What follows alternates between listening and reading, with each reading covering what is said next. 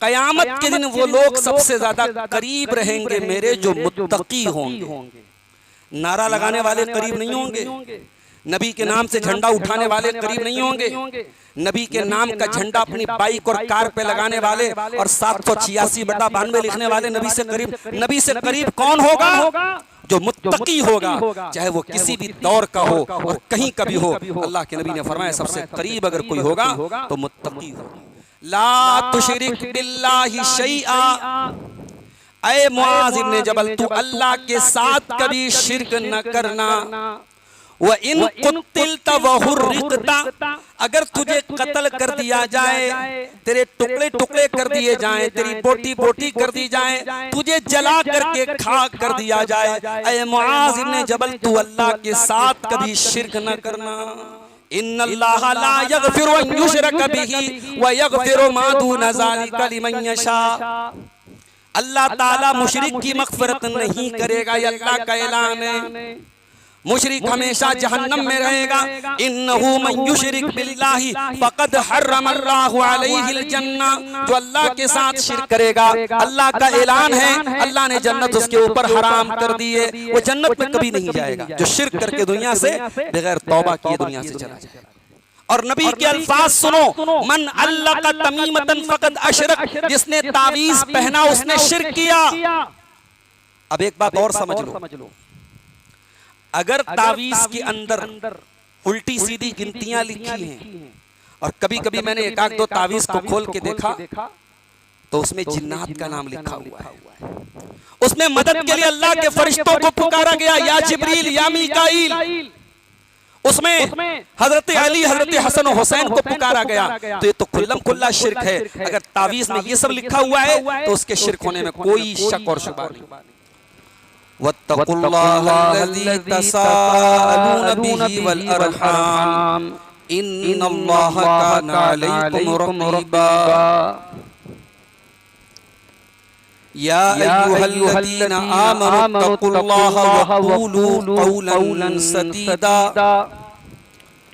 युस्लिह लकुम अअमालकुम व यग़फिर लकुम ज़ुनूबकुम वमन युतिइल्लाह व रसूलहु फ़क़द फ़ाज़ फ़ौज़न अज़ीमा। अम्मा बाद फ़इन्न ख़ैरल हदीथि किताबुल्लाह व ख़ैरल हदी हदी मुहम्मदिन सल्लल्लाहु अलैहि वसल्लम व शर्रल उमूरि मुहदसातुहा व कुल्लु मुहदसतिन बिदअह व कुल्लु बिदअतिन ज़लालह व कुल्लु ज़लालतिन फिन्नार। औज़ु बिल्लाहि मिनश शैतानिर रजीम। बिस्मिल्लाहिर्रहमानिर्रहीम। वमा आताकुमुर रसूलु फ़ख़ुज़ूहु वमा नहाकुम अन्हु फ़न्तहू। वअन मुआज़ बिन जबल रज़ियल्लाहु अन्हु क़ाल औसानी रसूलुल्लाहि सल्लल्लाहु अलैहि वसल्लम बिअश्रि कलिमात क़ाल ला तुशरिक बिल्लाहि शैअन व इन क़ुतिल्त व हुर्रिक़्त वला तउक़्क़िन वालिदैक व इन अमराका अन तख़रुज मिन अहलिका व मालिका वला तत्रुकन्न सलातन मक्तूबतन मुतअम्मिदन फ़इन्न मन तरक सलातन मक्तूबतन मुतअम्मिदन फ़क़द बरिअत मिन्हु ज़िम्मतुल्लाह। अल हदीस रवाहु अहमद फ़ी मुस्नदिही व हसनहुल अलबानी। मुहतरम हाज़रीन जुमा, अल्लाह ताला का फज़्ल व करम, उसका एहसान, उसकी नेमत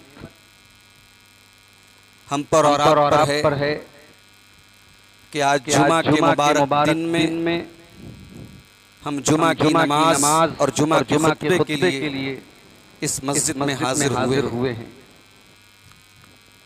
मैंने खुतबे मसनूना के बाद कुरान करीम की एक आयत आपके सामने पढ़ी है। और अल्लाह के रसूल सल्लल्लाहु अलैहि वसल्लम की एक लंबी हदीस का छोटा सा टुकड़ा आपके सामने पढ़ा है। आइए पहले आयत करीमा को देखते हैं। ये कुरान के 28वें पारे की आयत है। अल्लाह ने फरमाया वमा आताकुमुर रसूलु फखुज़ूहु वमा नहाकुम अन्हु फंतहू। मेरा रसूल तुमको जो दे दे ले लो, और मेरा रसूल जिससे मना कर दे बाज आ जाओ, रुक जाओ। रसूल कहे तो करो, और रसूल किसी चीज से मना कर दे, स्टॉप, रुक जाओ, उस काम को छोड़ दो। बिल्कुल क्लियर है ये आयत। ये आयत एक मुसलमान की जिंदगी का स्लोगन होना चाहिए, हमारी लाइफ का स्लोगन होना चाहिए। जिंदगी में जब भी हमें कंफ्यूजन हो कि ये काम हम करें कि ना करें, या ये काम हमें करना चाहिए या नहीं करना चाहिए, तो वहां कुरान की इस आयत को याद कर लेना। वमा आताकुमुर रसूलु फखुज़ूहु वमा नहाकुम अन्हु फंतहू। मेरा रसूल तुमको जो दे दे ले लो, मेरा रसूल जिससे मना कर दे बाज आ जाओ, रुक जाओ, खबरदार हो जाओ। अब जो मैं हदीस पढ़ने जा रहा हूं, ये हदीस मुस्नद अहमद के अंदर है। अल्लामा अलबानी ने हसन करार दिया है। और इस हदीस में अल्लाह के नबी सल्लल्लाहु अलैहि वसल्लम ने अपने बहुत ही जलीलुल कद्र सहाबी, नाम नोट कर लो, मुआज बिन जबल रजी अल्लाह ताला, हजरत मुआज इब्ने जबल रजी अल्लाह ताला अन्हु को अल्लाह के नबी ने 10 बातों की वसीयत की थी। 10 इंपॉर्टेंट बातें, 10 महत्वपूर्ण बातें, 10 अहम बातें अल्लाह के नबी ने अपने सहाबी को बताई थी। आज का हमारा खुतबा जुमा इन्हीं 10 बातों पर इंशाअल्लाह होगा। इससे पहले कि मैं रिवायत का तर्जमा करूं और बात को आगे बढ़ाऊं, पहले ये जान लेते कि मुआज बिन जबल कौन है। मुआज बिन जबल 18 साल की उम्र में इस्लाम लाए। इंतहाई नौजवान थे, यंग एज थी, और बहुत हैंडसम, बहुत खूबसूरत थे हजरत मुआज बिन जबल।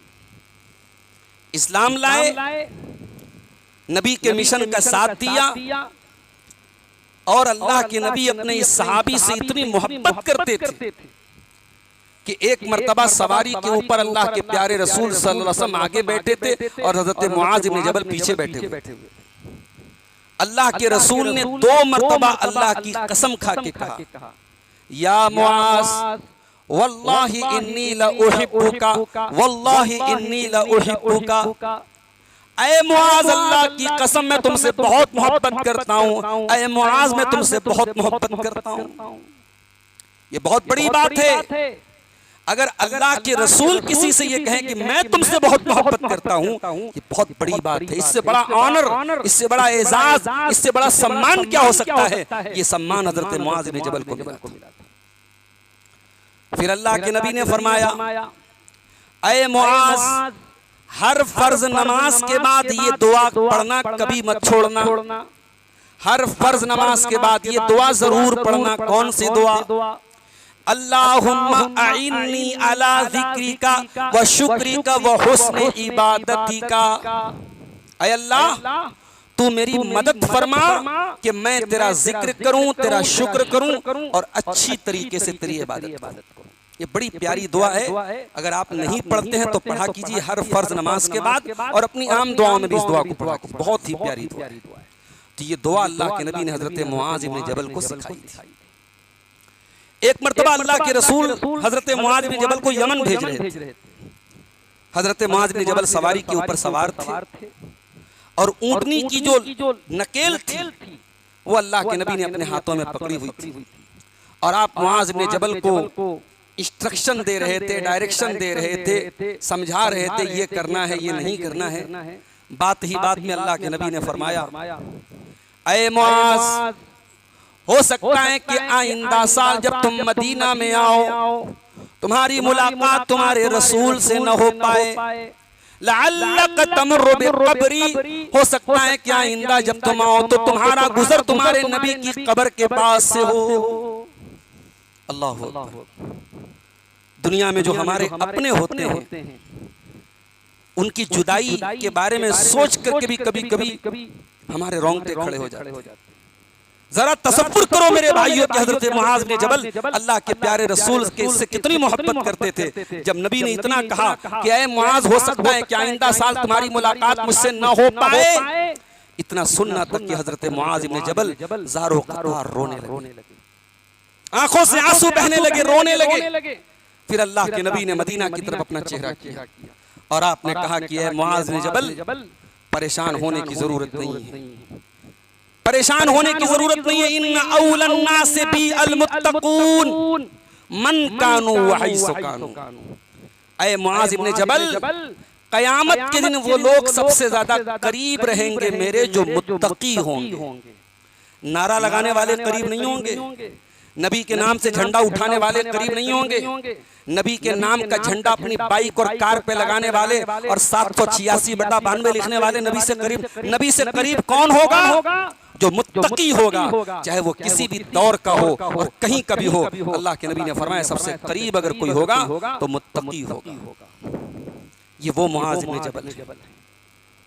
मदीना अल्लाह के रसूल के इंतकाल के बाद हजरत मुआज इब्न जबल शाम चले गए और शाम में सन 18 हिजरी में एक बीमारी फैली थी। जैसे हमारे दौर में कोरोना की बीमारी बड़ी खतरनाक तरीके से फैली थी, उसी जमाने में सन 18 हिजरी में हजरत उमर के दौर में ताउन की बीमारी फैली थी और ये इन्फेक्शस बीमारी थी, ये इन्फेक्शन वाली बीमारी थी। इसमें बहुत सारे सहाबा का इंतकाल हुआ। उसी बीमारी में हजरत मुआज इब्न जबल का लगभग 33 ईयर्स इनकी उम्र थी, 33 साल, बहुत कम उम्र में इनका इंतकाल हो गया।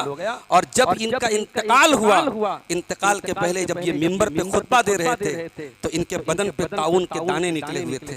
तो इन्होंने अपने हाथों के दाने को चूमा और कहा कि मैं अगर इस ताउन की बीमारी में मर जाऊंगा तो मैंने अल्लाह के नबी से सुना है कि ताउन की बीमारी में शहादत की ला तुशरिक बिल्लाहि शैआ। ऐ मुआज इब्न जबल, तू अल्लाह के साथ कभी शिर्क न करना। व इन कुतिलता व हुर्रिकता, अगर तुझे कत्ल कर दिया जाए, तेरे टुकड़े टुकड़े कर दिए जाएं, तेरी बोटी बोटी कर दी जाए, तुझे जला करके खाक कर दिया जाए, ऐ मुआज इब्न जबल तू अल्लाह के साथ कभी शिर्क न करना। बड़ी अजीब बात है भाई। हमारे गांव में, हमारे इलाके में, हमारी बस्ती में कोई शराब पिए तो हम बुरा समझते हैं, कोई ज़िना करे हम बुरा समझते हैं, कोई कत्ल करे हम बुरा समझते हैं, कोई डाका डाले हम बुरा समझते हैं, और कोई शिर्क करे तो हमें बुरा तक नहीं लगता। हमारे दिल में कोई बेचैनी भी नहीं होती, हमारे माथे पर कोई लकीर भी नहीं आती। नहीं मेरे भाई, दुनिया का सबसे बड़ा पाप अल्लाह के साथ शिर्क करना है। ये वो पाप है, अगर बगैर तौबा किए कोई मर गया उसकी बख्शिश अल्लाह ताला के नहीं। और ये मैं नहीं कह रहा, ये रब का कुरान कह रहा है। इन्नल्लाह ला यगफिरु अन युशरक बिही व यगफिरु मा दून ज़ालिका लिमन यशा। अल्लाह ताला मुशरिक की मग़फ़िरत नहीं करेगा, ये अल्लाह का ऐलान है। मुशरिक हमेशा जहन्नम में रहेगा। इन्नहु मन युशरिक बिल्लाहि फ़क़द हर्रमल्लाहु अलैहिल जन्नह, जो अल्लाह के साथ शिर्क करेगा, अल्लाह का ऐलान है, अल्लाह ने जन्नत उसके ऊपर हराम कर दी है, वो जन्नत में कभी नहीं जाएगा। जो शिर्क करके दुनिया से बगैर तौबा किए दुनिया से चला जाएगा। मेरे भाइयों, आज अफसोस के साथ कहना पड़ता है, हम अहले हदीसों के घरों में भी अब बहुत सारे काम ऐसे होने लगे हैं जो शिरकिया अमल हैं, जो मुनासिब नहीं। बच्चा बीमार हुआ, किसी बाबा के पास, किसी पीर के पास, किसी ओझा के पास, किसी पढ़ के दम करने के वाले के पास हम गए, उसने कुरान लिखा या कुछ भी लिखा और कहा कि साहब इसे बच्चे के गले में लटका देना, इसे हाथ में बांध देना। अब ये साहब जो गले में और हाथ में बांधा जा रहा है, इसको क्या बोलते हैं? तावीज बोलते हैं। और नबी के अल्फाज सुनो, मन अल्लक़ तमीमतन फ़क़द अशरक, जिसने तावीज पहना उसने शिर्क किया। अब एक बात और समझ लो, अगर तावीज के अंदर उल्टी सीधी गिनतियां लिखी हैं। और कभी कभी मैंने एक आध दो तावीज को खोल के देखा तो उसमें जिन्नात का नाम लिखा हुआ है। उसमें मदद के लिए अल्लाह के फरिश्तों को पुकारा गया, या जिब्रील या मीकाईल। उसमें हजरत अली, हजरत हसन और हुसैन को पुकारा गया। तो ये तो खुल्लम खुल्ला शिर्क है। अगर तावीज में ये सब लिखा हुआ है तो उसके शिर्क होने में कोई शक और शुबा नहीं। और अगर कोई कुरान की आयतों को तावीज में लिख करके बांधता है, पहनता है, तो टेक्निकल बात बता रहा हूं, सुन लीजिए उसको, वो शिर्क तो नहीं है। अगर कोई ये अकीदा समझ करके तावीज पहन रहा है, कुरान की लिखी हुई तावीज कि साहब इससे मुझे शिफा मिल जाएगी, तो ये वो शिर्क तो नहीं है जो इंसान को इस्लाम से खारिज कर देता है, मगर है भी ये शिर्क तक लेके जाने वाला अमल। क्यों? क्योंकि आज आप कुरान का तावीज लटकाए हुए हैं, इस बात की क्या गारंटी है कि कल आप उल्टा सीधा तावीज नहीं पहनेंगे? एक बात भाई, आप तो तावीज देने वाले की अकीदत के मुरीद हो गए। साहब उसने तावीज दिया, मेरी बीवी ठीक हो गई, मेरा बच्चा ठीक हो गया, अब कल वो शिरकिया तावीज देगा, वो भी आप पहनाएंगे अपनी बीवी बच्चे को। दूसरी बात ये कि कुरान शिफा है, कुरान का पढ़ना शिफा है, कुरान पढ़ के दम करना शिफा है, कुरान को पानी पर भी दम किया जा सकता है, मगर कुरान को पहन करके लटकाना या घर में कुरान को बरकत के लिए लटकाना या बीमारी से बचने के लिए लटकाना, इसका कोई सबूत नहीं है। लिहाजा ये गुनाह है, ये गलत है। तावीज हमारे और आपके घर में नहीं होना चाहिए। मैं कहता हूं अगर कोई बीमारी आई है, ज्यादा से ज्यादा क्या होगा? हम मर जाएंगे। अगर हमारी तौहीद खतरे में पड़ जाए तो हम मर जाएं। अल्लाह के नबी ने फरमाया, अगर कत्ल कर दिए जाओ, जला दिए जाओ, तब भी शिर्क मत करना। आज मुसलमान क्या नहीं कर रहा है? कौन सा आस्ताना और कौन सा दर है जहां मुसलमान सर नहीं झुका रहा है? घोड़े शाह का मजार भी मौजूद है, बिलाई बीबी का मजार भी मौजूद है, बिल्ली और घोड़े की कब्रें बनाकर उनकी इबादत मुसलमान कर रहा है। अल्लामा इकबाल ने बिल्कुल सही कहा था, वज़ा में तुम हो नसारा तो तमद्दुन में हुनूद, ये मुसलमान है जिन्हें देख के शर्माएंगे। हमारी पहचान हमारी तौहीद है, हमारी नजात हमारी तौहीद है। मरते दम तक तौहीद पर कायम रहना। नबी अकरम ने यही सबक दिया हजरत मुआज़ इब्न जबल को, ला तुशरिक बिल्लाहि शैया, ऐ मुआज़ इब्न जबल, अल्लाह के साथ कभी शिर्क मत करना, अगरचे कत्ल कर दिया जाए, जला दिया जाए।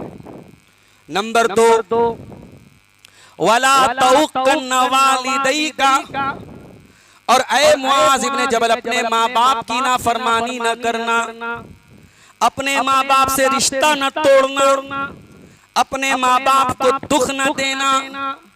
व इन अमरा कान तखरुजा मिन अहलिका व मालिका, अगर तेरे माँ बाप तुझे घर से निकलने को बोल दे, सारा माल छोड़ के जाने को बोल दे, तो छोड़ देना, मगर माँ बाप की नाफरमानी न करना। अब ये बड़ी अजीब बात है भाई। कोई कह सकता है मौलवी साहब ये तो नाइंसाफी की बात है, माँ बाप की गलत बात भी हम मान लें। नहीं, माँ बाप की गलत बात तो नहीं मानना है, लेकिन माँ बाप अगर दुनियावी एतबार से कोई हुक्म ऐसा दे, दीन की बात मैं नहीं कर रहा हूँ, अगर माँ बाप की कोई बात दीन के खिलाफ है तब माँ बाप की भी नहीं चलेगी। लेकिन अगर माँ बाप की कोई ऐसी बात है जिसमें आपको दुनिया का नुकसान लग रहा है, तो वहां पर भी अल्लाह के नबी कह रहे हैं कि माँ बाप का दिल रख लेना। बजाय तुम्हें लगेगा कि तुम्हारा नुकसान हो रहा है, मगर आगे चल करके तुम्हें महसूस होगा कि तुम्हारा नुकसान नहीं हुआ, अल्लाह ताला कहीं ना कहीं से उसकी पूर्ति करेगा। माँ बाप को कभी दुख मत देना। मैं यहाँ एक बात की वजाहत कर दूं, मैं कतान ये बात नहीं बोल रहा हूँ कि हर माँ और बाप मासूम होते हैं, माँ बाप की हर बात सही होती है, नहीं। बहुत सारे केस ऐसे भी होते हैं जहाँ गलती माँ बाप की तरफ से भी होती है, जहां माँ बाप भी ज्यादती करते हैं बच्चों के ऊपर, जहां माँ बाप भी भेदभाव करते हैं बच्चों के साथ, जहां माँ बाप किसी एक बच्चे को बहुत ज्यादा प्यार करते हैं, बाकी बच्चों के साथ नाइंसाफी करते हैं। शरीयत क्या कहती है? अगर माँ बाप नाइंसाफी भी करते हैं, गलत भी करते हैं, आप अपनी तरफ से रिश्ता खत्म मत कीजिए, आप बोलचाल बंद न कीजिए, आप उनको नाराज मत कीजिए। अगर उन्होंने आपके साथ गलत किया है वो अल्लाह को हिसाब देंगे, आप अपनी आखिरत खराब मत कीजिए। इस दुनिया में अगर कोई हस्ती ऐसी है, पैदा होने से लेकर के जिंदगी की आखिरी सांस तक, जिसका सबसे ज्यादा एहसान आपके ऊपर है, तो आपके माँ बाप। यमन का एक आदमी अपनी बूढ़ी माँ को कंधे पर सवार करके खाने काबा का तवाफ कर रहा था और खाने काबा का तवाफ करते करते कह रहा था, इन्नी लहा बईरुहल मुज़ल्ललू, मैं तो अपनी माँ के लिए ऊंट की तरह हो गया। मेरी माँ मेरे ऊपर सवार होकर के खाने काबा का तवाफ कर रही है, मैं तो आज अपनी माँ के लिए सवारी बन गया, ऊंट बन गया। वहां पर अब्दुल्ला बिन उमर भी खाने काबा का तवाफ कर रहे थे। उस यमन के उस आदमी ने, उस नौजवान ने हज़रत अब्दुल्ला इब्न उमर से कहा, अब्दुल्ला आज मैंने अपनी माँ को अपनी पीठ पे सवार करके खाने काबा का तवाफ करा दिया, आज तो मैंने अपनी माँ का हक अदा कर दिया। हजरत अब्दुल्ला बिन उमर ने कहा कि नहीं, अरे तू माँ का हक अदा करने की बात करता है, वला बिज़फ़रतिन वाहिदा, तेरी माँ ने तुझे जन्म देने के टाइम तेरी माँ के ज़बान से जो चीख की आवाज निकली थी, जो दर्द की आवाज निकली थी, अभी तो तूने उस आवाज का भी हक अदा न किया। मेरे प्यारे भाइयों, बीवी की मोहब्बत बहुत जरूरी है, बच्चों की मोहब्बत बहुत जरूरी है, मगर अल्लाह के वास्ते कभी बीवी बच्चों के लिए कोशिश करना कि माँ बाप की आंखों में आंसू ना आए, क्योंकि अगर आज आपकी वजह से आपके माँ बाप की आंखों में आंसू आए, हो सकता है कल आपकी औलाद आपको खून के आंसू रुलाएगी। हजरत हैवा बिन शुरैह बहुत बड़े आलिम थे, बहुत बड़े आलिम थे, हदीस का दर्स दिया करते थे। तलवा उनके सामने बैठे हुए हैं, बड़े दूर दूर से लोग आकर के हदीस पढ़ने आए हैं। हैवा बिन शुरैह हदीस पढ़ा रहे हैं, मस्जिद का दरवाजा खुलता है, उनकी माँ आती है, बूढ़ी माँ आती है और आकर के कहती है, ऐ हैवा जा मुर्गी को दाना दे के आ। हजरत हैवा इब्न शुरैह अपने दौर के बहुत बड़े आलिम थे, बहुत बड़े आलिम थे, मगर अपना दर्स बंद कर देते हैं, अपना प्रोग्राम रोक देते हैं और जा करके अपनी माँ के हुक्म की तामील करते हैं और मुर्गी का दरबा खोल करके मुर्गी को दाना दे के आते हैं। ये हमारे असलाफ की तालीम है, ये हमारे अइम्मा की तालीम है कि माँ बाप जब बुढ़ापे की उम्र को पहुंच जाएं तो बाज़ औक़ात उनकी जिद जो होती है ना, बच्चों के जैसी जिद होती है। और कुरान कहता है इंसान बुढ़ापे में फिर बच्चा बन जाता है, बच्चों जैसी जिद करता है। तो माँ बाप के लाड और प्यार भी उठाओ मेरे भाई। माँ बाप ने आपके बड़े लाड उठाए हैं, आप सोच नहीं सकते कि आपके कितने लाड उठाए। इमाम अबू हनीफा रहमतुल्लाह अलैह इतने बड़े इमाम थे, उनके दौर में एक दूसरे आलिम थे, इमाम अबू हनीफा उनसे बड़े आलिम थे, मगर कहते हैं ना घर की मुर्गी दाल बराबर होती। वैसे सावन के महीने में तो मुर्गी दाल से भी सस्ती होगी अल्हम्दुलिल्लाह। तो हजरत इमाम अबू हनीफा रहमतुल्लाह अलैह की माँ कहती थी मुझे फला आलिम के पास लेके चलो। इमाम अबू हनीफा कहते थे चलो, और उस आलिम के पास पहुंचते थे और कहते थे मेरी माँ ये मसला पूछ रही है। वो आलिम इमाम साहब से कहता था जरा कोने में आइए, उनको कोने में लेके जाता था। कहता हजरत क्यों मजाक बना रहे हैं, इस मसले को तो आप ज्यादा जानते हैं, मैं तो आपसे छोटा आलिम हूँ। कहा कि भाई मैं कुछ नहीं जानता, मेरी माँ कह रही है मैं लेके आया हूँ, अपनी माँ को लेके आया हूँ तुम्हारे पास। फिर इमाम अबू हनीफा रहमतुल्लाह अलैह उस आलिम को मसले का जवाब बताते, फिर वो आकर के इमाम अबू हनीफा की माँ को जवाब देता, तब इमाम अबू हनीफा की माँ सेटिस्फाइड होती थी। तो ये हमारे असलाफ थे, हमारे अइम्मा थे। इसलिए मेरे भाइयों अपने माँ बाप का लाड उठाओ, उनसे मोहब्बत करो, उनको कभी दुख मत दो। और अगर किसी की माँ चली गई, किसी का बाप चला गया, तो मेरा जुमला नोट कर लो, दुनिया में रिश्ते बहुत मिलेंगे आपको। आज अगर आपकी माँ चली गई, कल कोई और औरत आपके घर में माँ बन के आ जाए, कोई आपकी बड़ी बहन आ जाए, कोई आपकी बड़ी अम्मी आ जाए, कोई भी आ जाए, माँ का दर्जा कोई नहीं ले सकता, बाप की जगह कोई नहीं ले सकता। इसलिए जब तक माँ बाप जिंदा हैं उनकी कदर कर लो, और जब माँ बाप दुनिया से चले जाएं तो दुआ के लिए हाथ उठाना, तो ये दुआ जरूर कर लेना, रब्बिरहमहुमा कमा रब्बयानी सगीरा, परवरदिगार मेरे माँ बाप पर रहम फरमा, जिस तरीके से उन्होंने बचपन में मुझे पाला और पोसा है, मेरे माँ बाप पर तो रहम फरमा। दो चीजें हो गई, गर्मी बहुत है, पसीने से मैं भी शराबोर हूँ, आप भी परेशान हैं। हमसे लोगों ने कहा कि एक 20 तक और एक 15 तक खुतबा जुमा रखिए। मैं नहीं मुनासिब समझता कि 1 बजे से ज़्यादा आपका वक्त लिया जाए, क्योंकि हमारे बहुत सारे बूढ़े लोग भी होते हैं, बुजुर्ग लोग भी सब वुज़ू करके आए हुए होते हैं और जुमा की नमाज भी पढ़ना है। मैं इख्तिसार के साथ अपनी बात को ख़त्म करूँगा। 2 चीज़ें हो गई, 8 चीज़ें और हैं, मैं जल्दी जल्दी उसको कंक्लूड करता हूँ, ख़त्म करता हूँ। तीसरी चीज़, अल्लाह के नबी ने फरमाया वला तत्रुकन्न सलातन मक्तूबतन मुतअम्मिदन। खबरदार, एक वक्त की नमाज भी जानबूझकर मत छोड़ना। भाई एक होता है आप इंसान हैं, रात में सोए, नींद आ गई, फजर में नहीं उठ पाए, या आप मार्केट गए, बाजार गए, नहीं मौका मिल पाया, नमाज का वक्त निकल गया, या ट्रेन में सफर कर रहे हैं, आज के हालात वो नहीं है कि ट्रेन में आप आसानी के साथ नमाज पढ़ सके, नमाज छोड़। जानबूझ के छोड़ना एक अलग बात है और मजबूरी में छूट जाना एक अलग बात है।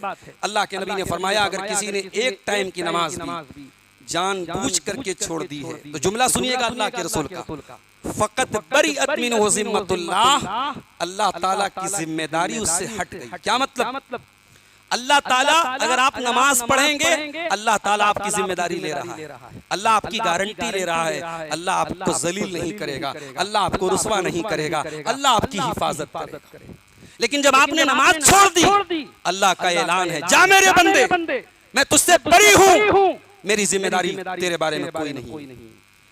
मेरे भाइयों, दुनिया के चंद टकों के लिए हम अपना इंश्योरेंस कराते हैं, बीमा कराते हैं, साहब हम मर जाएं तो हमारे बच्चों के कुछ काम है। अरे लाइफ इंश्योरेंस कराने वालों और जीवन बीमा कराने वालों, सबसे बड़ा बीमा तो तुम्हारी ये 5 टाइम की नमाज है।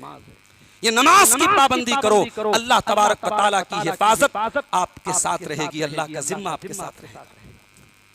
ये नमाज वो इबादत है, जब अल्लाह के नबी बड़ी परेशानी में होते थे, टेंशन में होते थे, हजरत बिलाल से कहते थे, या बिलाल अरिहना बिस्सलाह, ऐ बिलाल जल्दी से अजान दे दो और नमाज खड़ी हो जाए ताकि मोहम्मद के दिल को सुकून मिले सल्लल्लाहु अलैहि वसल्लम। नमाज के जरिए मेरे नबी को सुकून मिलता था। ऐ टांडा के नौजवानों, ऐ राइस मिल में काम करने वालों, ऐ चावल का कारोबार करने वालों, अपनी बिजनेस और अपनी तिजारत और अपने कारोबार से कह दो कि तू बहुत जरूरी है मगर नमाज से जरूरी नहीं है मेरे लिए। नमाज का टाइम हो जाए तो सारा कारोबार एक तरफ और नमाज एक तरफ। अगर वाकई में जन्नत में जाना है तो सुन लीजिए, कुरान कहता है रिजालुल्ला तुल्हीहिम तिजारतुन वला बैउन अन जिक्रिल्लाहि व इकामिस सलाती व ईताइज ज़काती।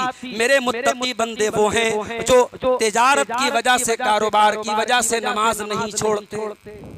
कभी भी बिजनेस और कारोबार के लिए, खेल तमाशे के लिए, दुनिया की फालतू चीजों के लिए नमाज को मत तर्क कीजिए। ये तीसरी वसीयत की अल्लाह के प्यारे ने। चौथी वसीयत, वला तशरबन्न खम्रन, और ऐ मुआज़ इब्ने जबल, कभी शराब मत पीना, कभी शराब मत पीना। फ़इन्नहु रासु कुल्ले फाहिशा, इसलिए कि शराब हर बेहयाई की जड़ है।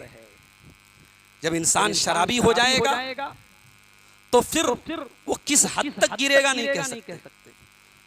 हमारे भारत सरकार का डाटा बताता है कि भारत में सबसे ज्यादा रोड एक्सीडेंट शराब की वजह से होता है। 90% जो मर्डर होता है, लोग एक दूसरे को कत्ल करते हैं शराब के नशे में करते हैं। 90% जो रेप के केस होते हैं, जो जिना के वाकयात होते हैं, खास तौर से जो जिना बिल जबर होता है, किसी के साथ जबरदस्ती जो रेप किया जाता है, वो सारे वाकयात मेजॉरिटी शराब के नशे में होते हैं। शराब का नशा ये हर बुराई की जड़ है। मगर एक बात मैं आपको और बताना चाहता हूँ, शराब को अरबी में खम्र बोलते हैं। खम्र का मतलब होता है जो इंसान की अकल के ऊपर पर्दा डाल दे। इसीलिए अरबी में औरत के दुपट्टे को खिमार कहा जाता है, क्योंकि दुपट्टा औरत की बॉडी को कवर करता है। तो शराब वो चीज है जो आपकी बॉडी को कवर करती है, आपके दिमाग को कवर करती है, आपकी अकल को बेकार कर देती है। मसला ये पता चला कि नशा सिर्फ शराब का नहीं होता, जो चीज आपके दिमाग पर पर्दा डाल दे, आपकी अकल को माफ कर दे, वो भी शराब से कम खतरनाक नहीं है। या दूसरे अल्फाज में ये कह लीजिए कि शराब का नशा तो नशा होता ही है, एक नशा और भी होता है, दौलत का नशा। जब दौलत का नशा आता है तो गरीब लोग महकने लगते हैं और गरीब लोगों से इंसान हाथ तक मिलाना नहीं चाहता। जब ताकत का नशा आता है, इंसान कमजोरों को दबाता है।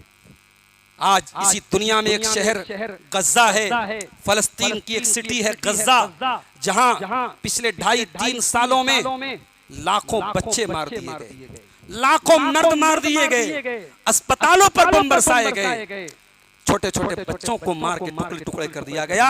और उसके बाद भी इस्राइल का वजीर आजम जब नेतन्याहू खड़ा होता है तो हमेशा वो अपने अमल को सही ठहराता है कि मैंने बिल्कुल सही काम किया है, मैंने गलत नहीं किया है। ये ताकत का नशा है, ये हुकूमत का नशा है। लेकिन दुनिया का हर ताकतवर ये याद रखे, दुनिया का हर जालिम ये याद रखे, लेकुल्ले फिरौन मूसा, हर फिरौन के लिए अल्लाह ताला ने कोई मूसा तैयार करके रखा है। अल्लाह की लाठी में आवाज नहीं होती मेरे भाइयों। इसलिए नशा चाहे दौलत का हो, चाहे शोहरत का हो, चाहे ताकत का हो, चाहे शराब का हो, नशा बहरहाल खराब चीज है। कितनी चीजें हो गई? 4 चीजें हो गई। नंबर 5, वैया कवल मासियता, और ऐ मुआज इब्ने जबल तू गुनाहों से बचना, तू अल्लाह ताला की नाफरमानी से बचना। फ़इन्न बिल मासियति हल्ल सक़तुल्लाह, इसलिए कि जहां पर गुनाह होता है, जहां पर अल्लाह की नाफरमानी होती है, वहां पर अल्लाह ताला का अजाब नाजिल होता है, वहां अल्लाह की नाराजगी उतरती है। ये बारिश का ना होना, ये अगस्त शुरू होने वाला है और बारिश नहीं हो रही है, जमीन सूख रही है। मेरे प्यारे भाइयों, कहीं ऐसा तो नहीं कि हमारे और आपके पापों का घड़ा भर गया है, गुनाहों से अल्लाह ताला इतना नाराज है कि अल्लाह ताला हम पर बारिश नहीं नाजिल फरमा रहा है। आय अल्लाह, आज जुमा के दिन इस मिंबर से खड़े होकर आय अल्लाह मैं तुझसे दुआ करता हूँ, और हम सब ये दुआ करते हैं, आय अल्लाह हम गुनहगारों को हमारे गुनाहों की सजा न दे, आय अल्लाह तू रहमतों की बारिश हम पर नाजिल फरमा दे। मेरे भाइयों, गुनाह करोगे तो जमीन पर, धरती पर मुसीबतें आएंगी, कभी सूखा पड़ेगा, कभी फसलें बर्बाद हो जाएंगी, कभी कारोबार में लॉस होगा, कभी जालिम हुकूमत तुम्हारे ऊपर आएगी। ये गुनाहों की पादाश और गुनाहों की सजा होगी। नबी ने फरमाया कि खबरदार गुनाहों से बचना, वरना अल्लाह ताला का अजाब तुम्हारे ऊपर नाज़िल हो जाएगा। 5 चीजें हो गई। नंबर 6, वइय्याका वल फिरार मिनज़ ज़हफ़, और ऐ मुआज़ इब्ने जबल कभी भी जंग का मैदान छोड़ के न भागना। व इन हलकन नास, अगरचे जंग में ये नौबत आ जाए कि मुसलमानों को मारा जा रहा है, पीटा जा रहा है, लेकिन तुम कभी मैदान छोड़ के न भागना, बुज़दिल न बनना, डरपोक न बनना। कभी ये नौबत आ जाए कि हक को बातिल के मुकाबले में खड़ा होना पड़े, तो हक के मानने वाले की पहचान ये है कि वो पीठ फेर के न भागे, मैदान जंग में डटा रहे, खड़ा रहे। मेरे प्यारे भाइयों, इस्लाम बुज़दिली नहीं सिखाता है, इस्लाम किसी पर जुल्म करने की तालीम नहीं देता, इस्लाम किसी बेकसूर को मारने की इजाजत नहीं देता, इस्लाम किसी बेगुनाह को छेड़ने का हुक्म नहीं देता। मगर जुल्म हो तो चुपचाप सहना भी इस्लाम नहीं सिखाता है। ज़्यादती हो, जुल्म हो, नाइंसाफी हो, तो कुछ नहीं तो कम से कम उस जुल्म के खिलाफ खड़े होने का गट्स अपने अंदर पैदा करो। मेरे प्यारे साथियों, बुज़दिल और जंग के मैदान से भागने वाला ये मुसलमान की शान नहीं है, ये इस्लाम की शान नहीं है। उसके बाद 7वीं चीज आपने फरमाया, व इन असाबन्ना समूतान व अंत फीहिम फस्बुत, कभी ऐसे हालात आ जाएं कि कोई बहुत बड़ी बीमारी फैल जाए, कोई वायरस फैल जाए, कोई इन्फेक्शन वाली बीमारी फैल जाए, और तुम लोगों के बीच में हो तो तुम निकल के मत भाग जाना, बल्कि वहां पे साबित कदम रहना। भाई कोरोना में क्या हुआ था? यही तो हो रहा था, लोगों को क्वारंटाइन किया जा रहा था, लॉकडाउन क्यों लगाया गया? यही। अब उसके पीछे जो भी सोच रही हो, सोच तो यही थी ना कि बीमारी का दायरा न फैले, इन्फेक्शन न फैले। तो ये अल्लाह के नबी की तालीम भी है कि अगर किसी मुल्क में, शहर में कोई बीमारी फैल गई, जैसे कभी कभी होता है, दिल्ली में एक मर्तबा चिकनगुनिया की बीमारी बहुत फैल गई, तो अगर आप बीमारी के माहौल में हैं तो वो शहर छोड़ के न जाइए, वरना क्या नतीजा निकलेगा? आपकी बीमारी फिर अल्लाह ताला के हुक्म से दूसरों को मुंतकिल होगी। ये भी मसला याद रखिए। क्या बीमारी एक आदमी से दूसरे आदमी को ट्रांसफर होती है? होती है, अल्लाह की मर्जी से होती है, अल्लाह की मर्जी से, अल्लाह की मशीयत से होती है। क्या नजरे बद लगती है? लगती है। अल्लाह के नबी की सही हदीस है कि नजरे बद इतनी खतरनाक चीज होती है जो इंसान को कब्र तक लेके जा सकती है और ऊंट को हांडी तक लेके जा सकती है। क्या मतलब?